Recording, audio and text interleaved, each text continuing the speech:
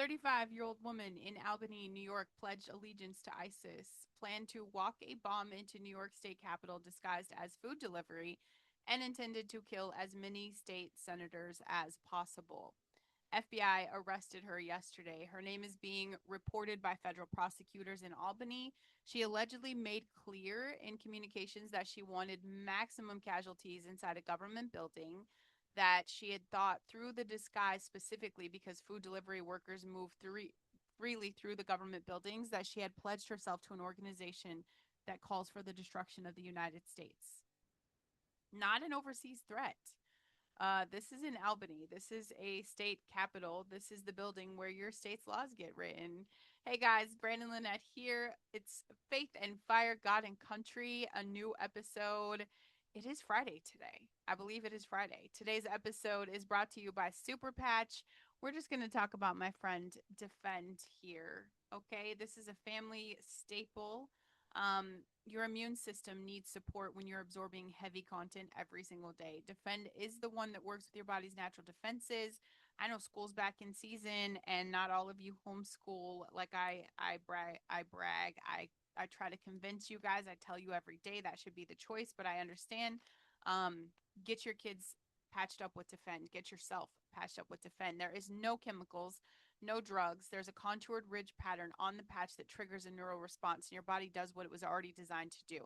BrandonLynette.superpatch.com. I also have this in the show notes. Y'all, this podcast is looking for sponsors. So if you know anybody who wants to reach an audience that is paying attention and takes action, my contact's always in the bio. Okay.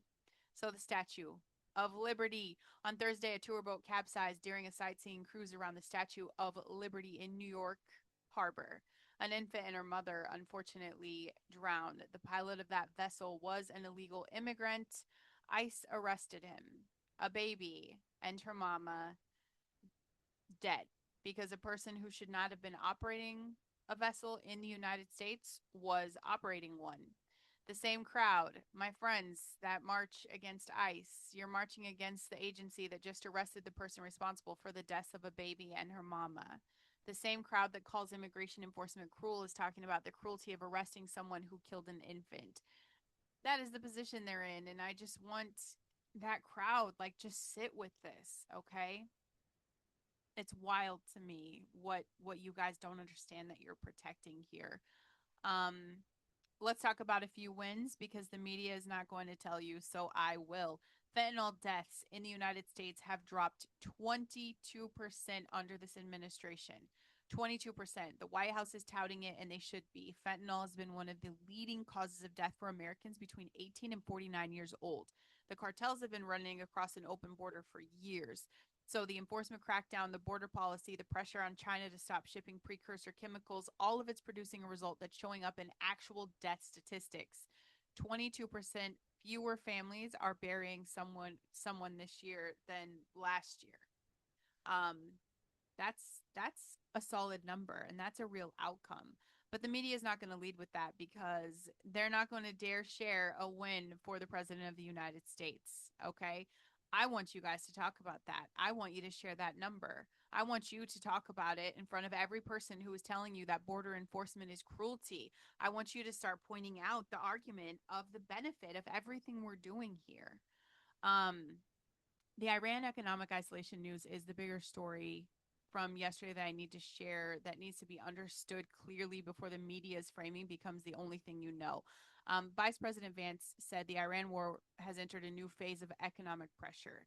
His words were, "We're going to keep going because we think that's the best way to ultimately accomplish the final objective here."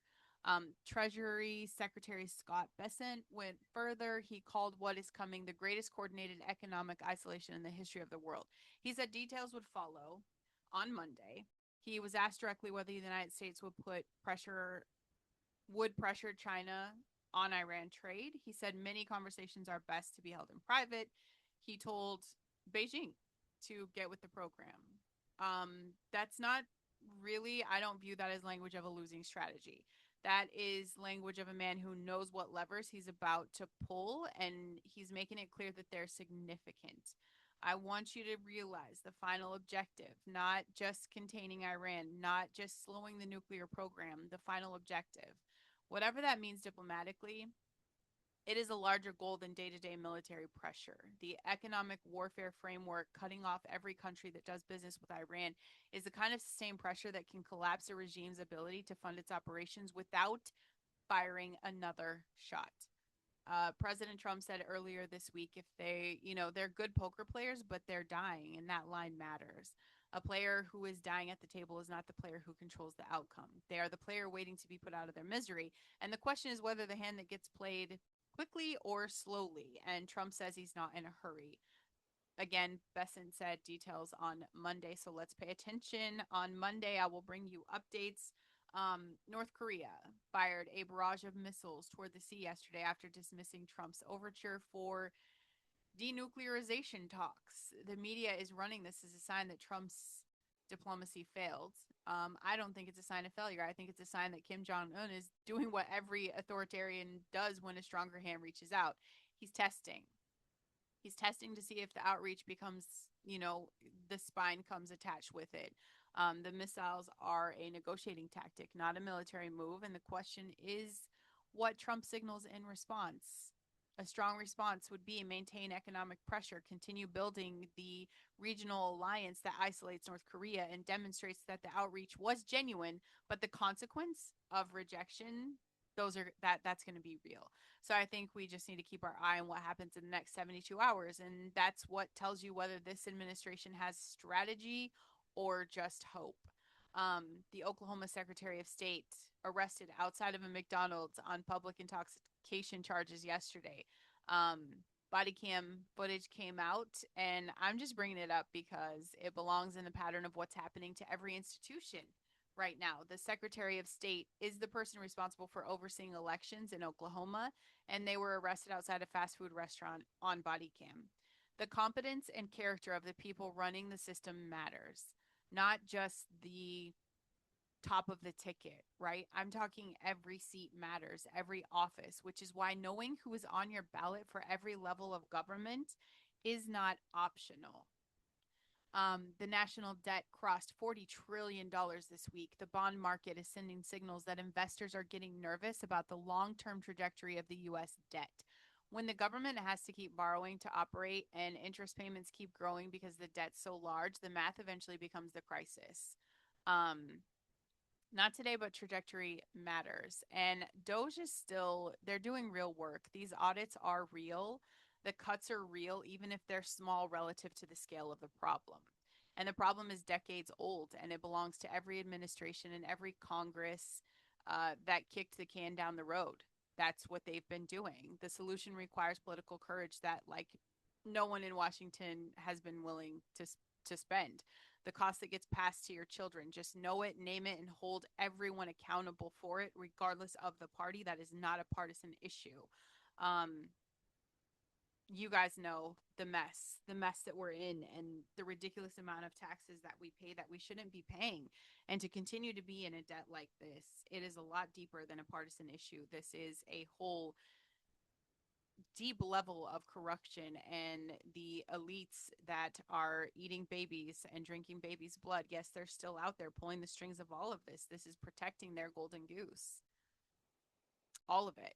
So you guys need to become aware and have these conversations and not pretend like everything's fine and dandy. We're just going to blame Trump for decades of patterns that will continue long after him if we, the people, don't remind the government who they work for. It's like everybody's forgotten. You guys do understand they are our employees. Maybe we should own that and kind of step into that power again. Isaiah was in the temple when he saw God seated on the throne, high and exalted. The seraphim around the throne were crying out, "Holy, holy, holy is the Lord Almighty. The whole earth is full of his glory." The doorpost shook, the temple filled with smoke. And Isaiah said, "Woe to me, I am ruined. I am a man of unclean lips, and I live among a people of unclean lips, and my eyes have seen the King, the Lord Almighty." He saw the full holiness of God, and his first response was, "I am not equal to this room."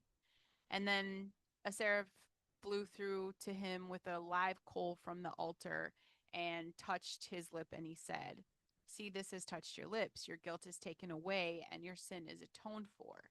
Cleaned first before the assignment, before the question was even asked. And then the voice, whom shall I send and who will go for us? Isaiah said, here am I, send me. And then God told him something that most people leave out of the story. He told Isaiah, go, tell his people. And then he said, they will hear but not understand. They will see, but they will not perceive.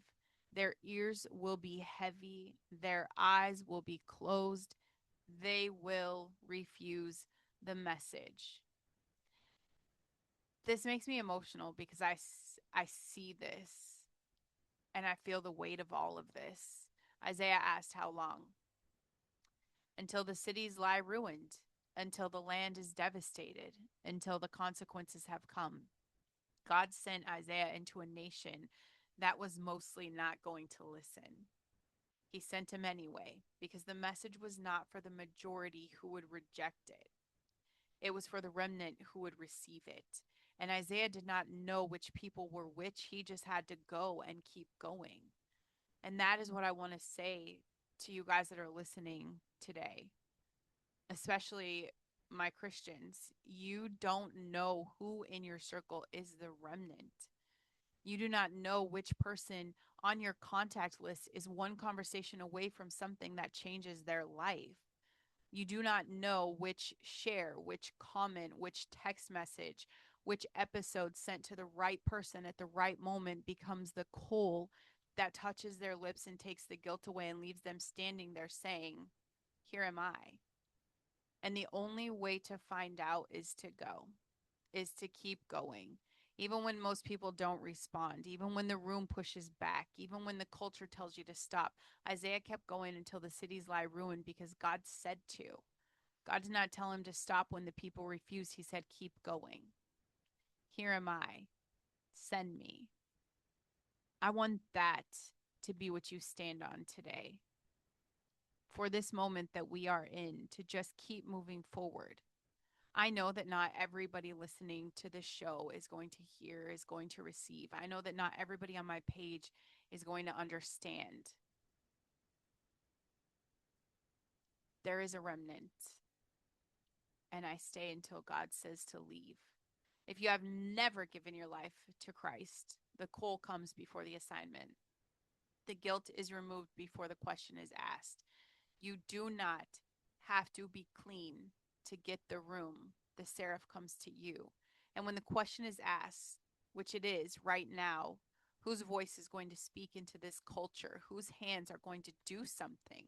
Whose life is going to be worth something more than comfort? When that question is asked, you get to say, here am I. That's the beginning of everything. Come to him. He's not waiting for you to get ready. He has been ready for you. God, faith, fire, country. I love you guys. I hope you have an amazing weekend. I will see you Monday.